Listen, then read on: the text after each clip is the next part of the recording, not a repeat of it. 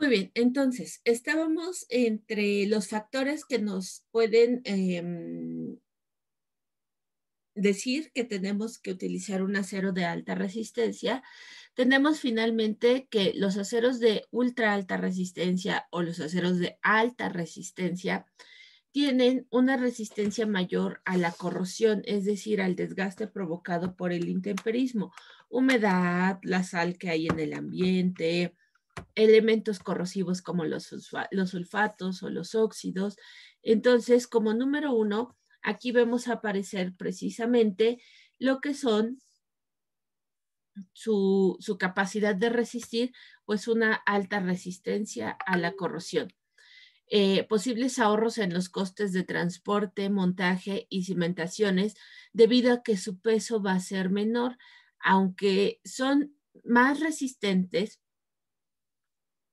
Si yo veo por acá la imagen que te estoy colocando del lado derecho, puedo ver que ya son perfiles bastante considerables o de dimensiones bastante robustas para hacer perfiles de acero. Sin embargo, sus dimensiones son menores a que si yo tuviera aquí una columna de concreto.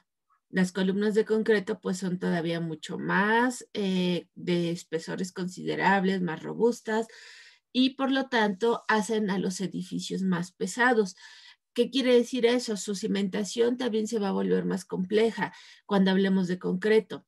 Aquí la estructura, al ser de acero, a pesar de que tenemos pues aceros, vamos a llamarle así, de perfiles sólidos, no son tan o de dimensiones tan grandes como una columna de concreto y por lo tanto nos habla también de que su peso pues va a ser un poco más ligero. Las vigas también van a ser de menor peralte, que permite reducir el peso en los entrepisos. Nuevamente seguimos hablando de menor peso.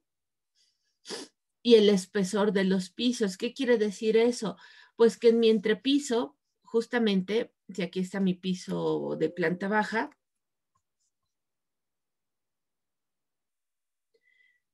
y yo tuviera que poner aquí una columna, bueno, pues esta altura se ve reducida por esta, perdón, por esta trave, no columna, por esta trave.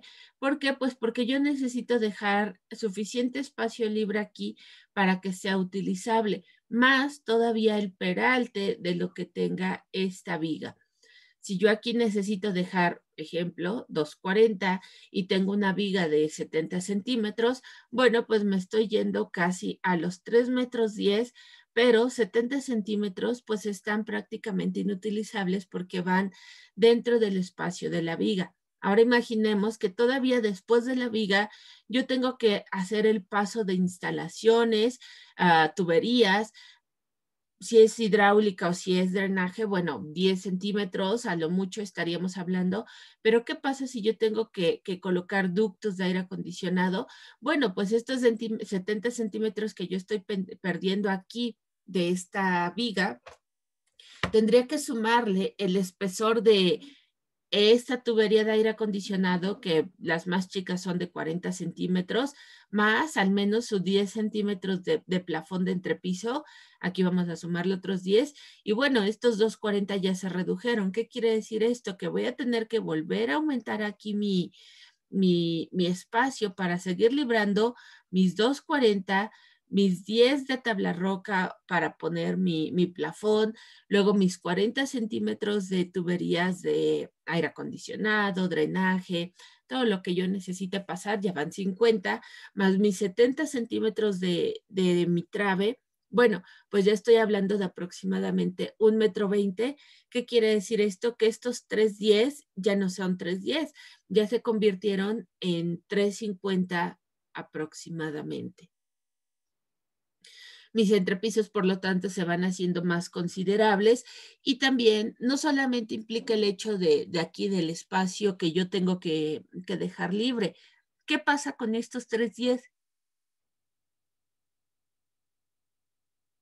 Mi columna ahora tiene que ser más larga, por lo tanto es mayor material. Mis muros envolventes también van a ser de mayor altura, por lo tanto el material va a aumentar. Y así poco a poco voy viendo cómo van encareciendo mis estructuras. Por eso a veces es mejor construir con acero y por eso la creencia de que es mejor la construcción con el acero.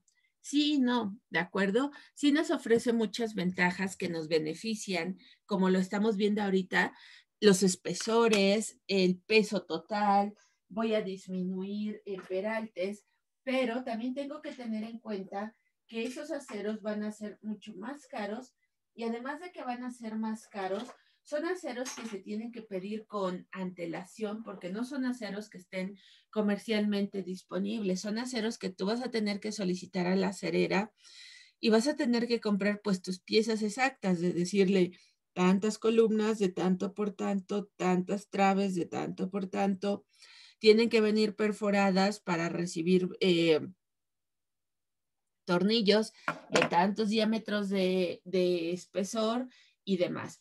Es decir, cuando tú ya vayas a pedir el acero, tu proyecto ejecutivo debe de estar más que definido y congelado para que ya no vayas teniendo cambios y estos cambios no afecten tu armado total, porque como son aceros que se van a tener que pedir a medida, pues van a tardar un poquito más de tiempo cuando generalmente pues la idea del acero es que sea una construcción rápida y que no tenga que pasar por un periodo de espera a que me entreguen el producto.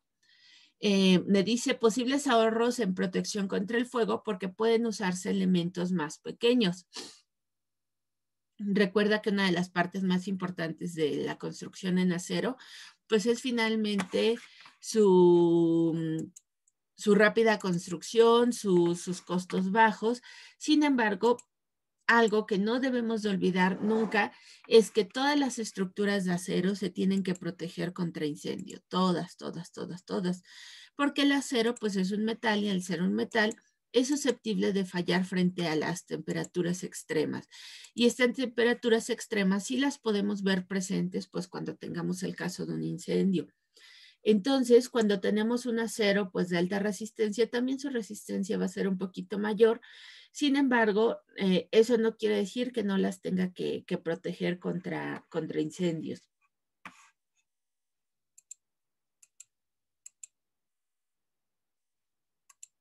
Muy bien.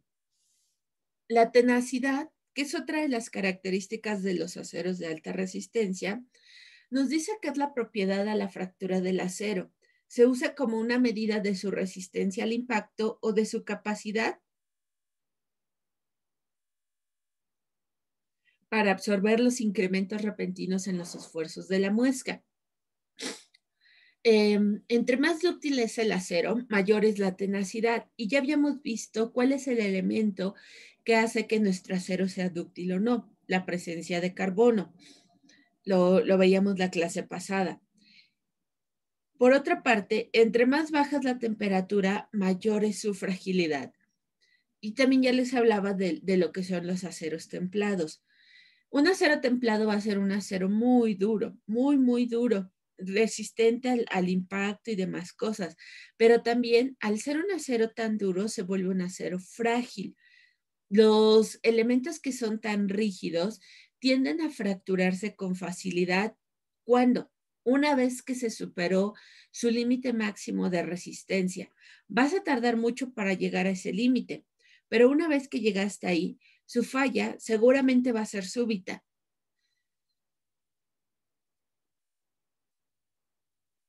A diferencia de otros metales que tienden a deformarse, los aceros que son tan duros no se van a deformar. Lo que va a suceder es que se va a fracturar, un poco como lo vimos en el primer video que analizábamos de la nave industrial, donde aparece la tornillería y cómo es forzada y finalmente esta tornillería termina fallando. Bueno, así justamente, un acero extremadamente duro va a ser un acero muy frágil. ¿Cómo le hago para medir esa fragilidad? Bueno, esa fragilidad viene determinada por su característica de tenacidad. Y ya dijimos que la tenacidad a la fractura del acero se usa como una medida general de su resistencia al impacto o de su capacidad para absorber los incrementos repentinos en los esfuerzos. Se disponen de varios procedimientos para estimar la tenacidad de un acero, pero la más común es la prueba Charpy de muesca UV y es ampliamente usada. ¿Qué es esta prueba? Bueno, generalmente lo que se hacen son probetas del acero que nosotros queramos probar. ¿Qué es una probeta? Un cilindro, ¿de acuerdo? Van a ser pequeños cilindros de acero.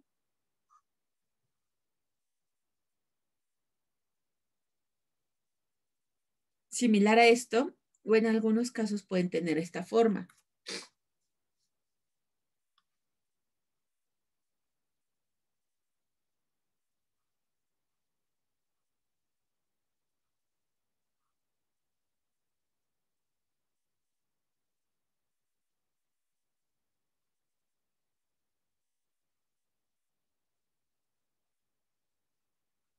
Más o menos así. Pueden tener esta forma o pueden tener esta forma. ¿Qué es lo que va a suceder? Van a tener una pequeña cortadura, van a hacerles una pequeña muesquecita a lo largo de toda la cara y lo mismo en esta de acá. Y posterior a eso, pues se va a someter a un esfuerzo de tensión con tenazas que van a prensar pues esto en esta parte y en esta parte. Se les va a comenzar a aplicar fuerza. Esta es una probeta para prueba Sharp, esta que estábamos diciendo acá. Tiene que tener 10 milímetros por 10 milímetros, entonces estamos hablando de 1 centímetro por 1 centímetro. Esta prueba nos va a ayudar a identificar los aceros frágiles y con esta prueba se mide la energía requerida para fracturar una pequeña barra de sección transversal rectangular con una muesca específica. Entonces, ¿qué nos está diciendo esta partecita? Que la vamos a someter a un esfuerzo o a un incremento de esfuerzos repentinos para poder determinar su grado de fragilidad a través de su característica de tenacidad. Bueno, para esto precisamente prefiero que veamos el video que tenemos en la parte de acá.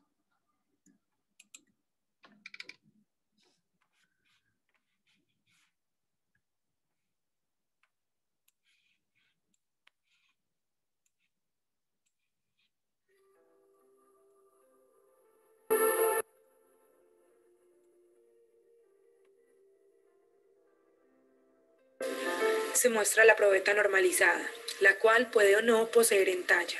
En este caso es en UV a 45 grados, que mide mejor la resistencia del material a la propagación de las grietas. Se observa la máquina de ensayo que posee un péndulo que se coloca a una altura H y un martillo que es el encargado de golpear la probeta que se está poniendo en estos momentos en el yunque, centrándola con un dispositivo apropiado.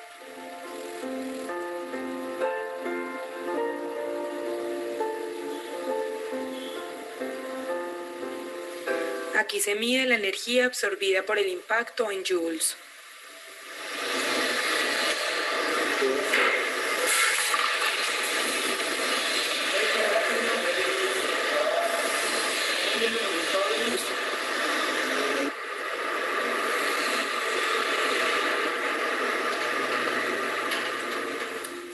Cuando se ha producido la fractura, se determina, observando la aguja, la cantidad de energía absorbida.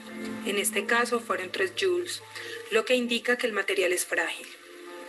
Al ver la probeta fracturada, notamos que se produjo una fractura plana y de grano grande, corroborando que se trata de un material frágil. Debemos resaltar que el martillo golpea la probeta al lado contrario de la entalla.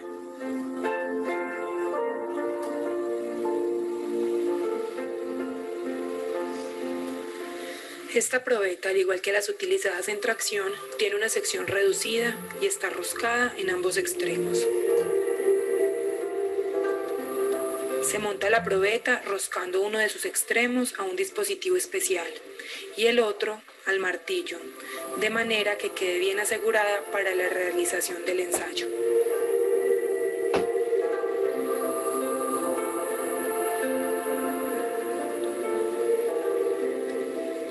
Este ensayo de tensión dinámica nos permite comparar la tenacidad hallada en el ensayo de tracción, que se considera estático, con la que hallamos en este.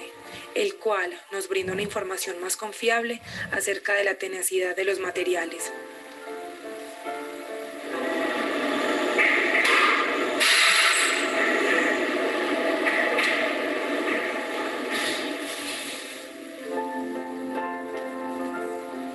Al producirse la fractura, se observa en la aguja la cantidad de energía absorbida, 150 joules, indicando que es un material dúctil.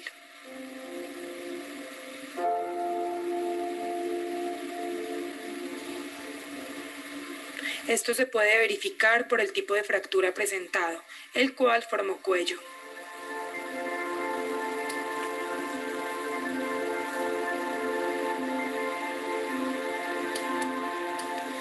Como en el ensayo Charpy, esta probeta también es normalizada y posee en talla en V a 45 grados. Podemos observar que la probeta se fija en un dispositivo, pero a diferencia del ensayo Charpy, el martillo golpea la probeta por el lado de la entalla.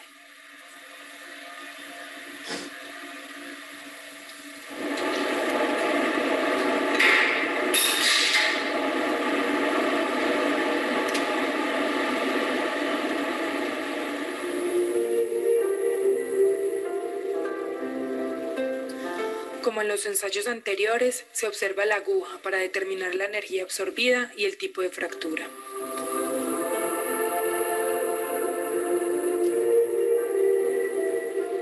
El ensayo ISOT generalmente es utilizado para medir la tenacidad en materiales no metálicos.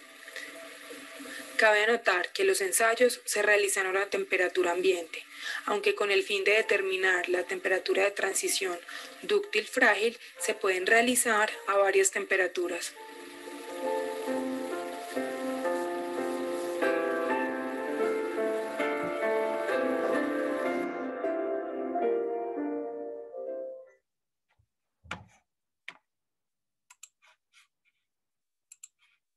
Bueno, lo que nosotros vimos en el video son 3 tipos de prueba que se le pueden realizar al acero para poder determinar su ductilidad, su fragilidad o su tenacidad. ¿Qué quiere decir dúctil? Que tiene la capacidad de deformarse, de que se va a estirar primero y luego se va a fracturar finalmente cuando superemos un cierto límite de esfuerzo, que es el caso que veíamos en la probeta 2, cuando es una probeta redonda que tiene incluso como cuerda en los extremos y dice que forma cuello, se refiere a que primero esa probeta sufrió un alargamiento y finalmente se fracturó. En el caso 1 y en el caso 3, donde ponen la probeta cuadrada con la muesca en V y vemos cómo se rompe, nos habla de un acero que es frágil en el sentido de que inmediatamente se fractura. Y bueno, entonces regresamos a lo mismo. ¿Para qué son estas pruebas? Para determinar características que son importantes que yo conozca dentro del acero. ¿Por qué son importantes que yo las conozca? Porque estas características me van a ayudar a entender el comportamiento que va a tener finalmente el acero cuando sea utilizado en una estructura, ¿de acuerdo? Muy bien, dame un segundo, por favor.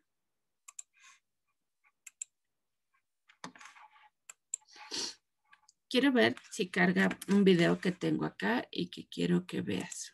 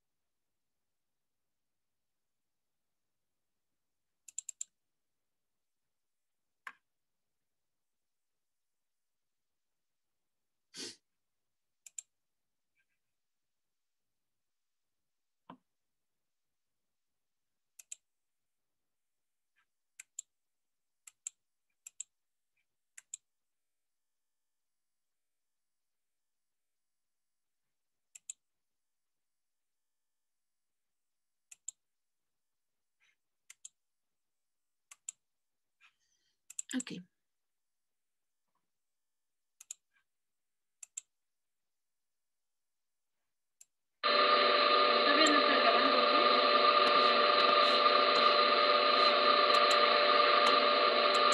Le voy a pausar un momento para que veas o qué es lo que quiero que veas.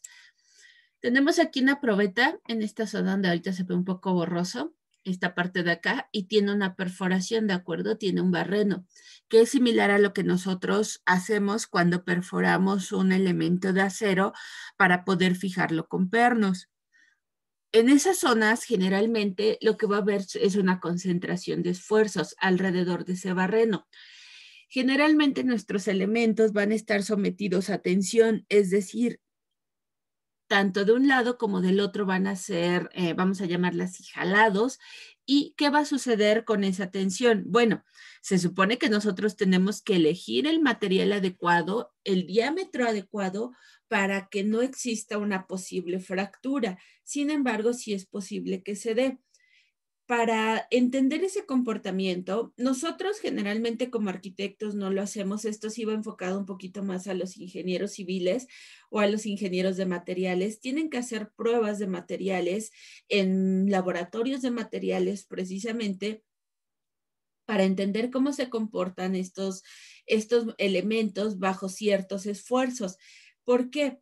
Porque finalmente estos esfuerzos lo que van a hacer es generar deformaciones en mis elementos y bueno, yo tengo que saber si esas deformaciones son prevenibles o las puedo evitar o de alguna forma puedo contrarrestarlas. Vamos a ver entonces rápidamente el video aquí. Está la probeta colocada, está fijada a unas tenazas en la parte de abajo y a unas tenazas en la parte de arriba. ¿Y qué está sucediendo con esta probeta que nosotros estamos viendo aquí? Bueno, esta probeta está siendo jalada, la están jalando, están aplicando fuerza hacia arriba y están aplicando fuerza hacia abajo y aquí está la perforación. Vamos a ver entonces qué es lo que sucede con esta probeta que nosotros estamos viendo ahorita en pantalla. El video dura muy poquito, pero vamos a ver.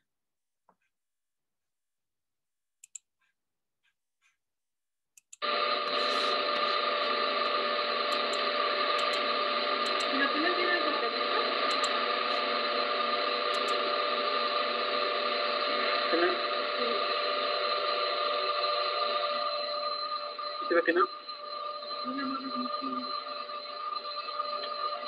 Mi mamá con garrote.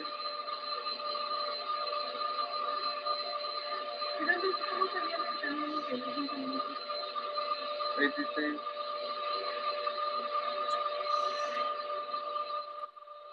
Porque como fotos dice quedan 500, ahí dice quedan 30 minutos. Así.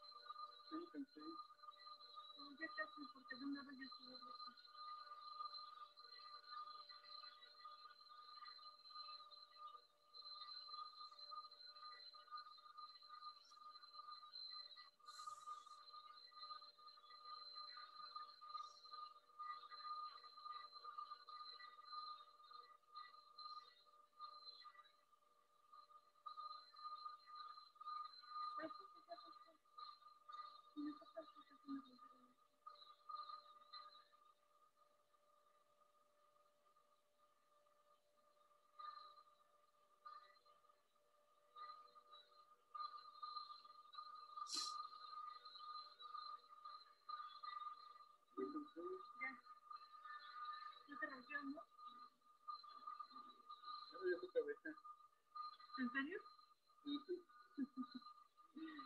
Entonces, ¿a poco no tienes que resolver el Ya.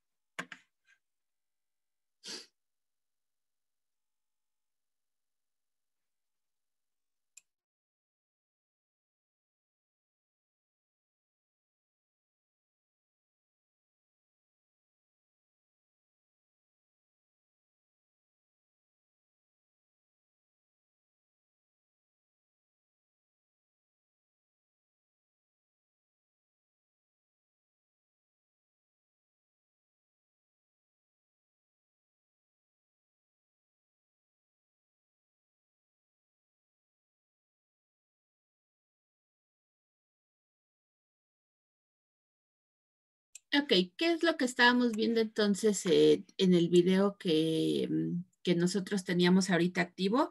Bueno, estábamos viendo una prueba de tensión en una probeta de acero y pudimos ver en la parte final cómo esta probeta termina cediendo en la zona de la ranura. Quería que viéramos el video porque justamente quería que viéramos la parte última de cómo se deforma finalmente el material y cómo se presenta la fractura. Esto es algo que nosotros somos susceptibles de sufrir cuando finalmente vamos a comenzar a trabajar con perfiles de acero y estos perfiles de acero van a tener que ser barrenados. De hecho, es justamente parte de lo que hoy quiero que empecemos a ver para nuestros primeros ejercicios. Bueno,